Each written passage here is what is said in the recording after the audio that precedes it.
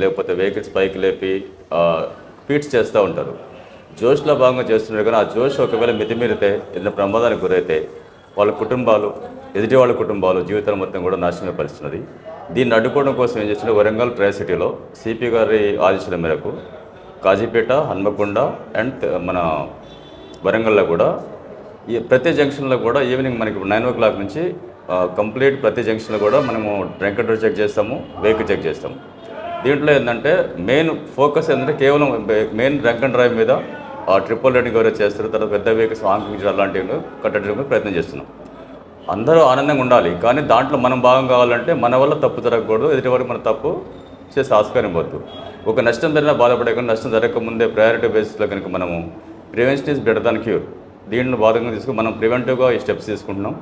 దీనికి ఇప్పటివరకు మనం 150 నుంచి 200 పోలీసుని, ఓన్లీ ట్రాఫిక్ పోలీసుని వాడుతున్నాం. వీళ్ళు కాక స్పెషల్ పార్టీస్, తర్వాత లాండర్డ్ పోలీస్ స్టేషన్ మనకున్న 8 పోలీస్ నుంచి కూడా సిబ్బంది మొత్తం కూడా తీసుకుంటున్నాం. ఈ రాత్రి మనకి ఎట్ ద పాయింట్ 9 నుంచి మార్నింగ్ 2 గంటల వరకు కూడా ఈ చెకింగ్ నడుస్తూ ఉంటుంది.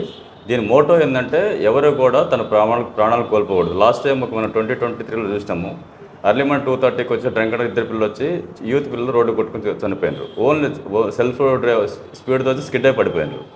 ఇలాంటివి జరగకుండా అని చెప్పేసి మనం వాళ్ళ ఫ్యామిలీస్కి కష్టం కలగొద్దని చెప్పేసి చేస్తూ ఉన్నాం. దీనికి అందరూ సహకరించాలని కోరుతున్నాం.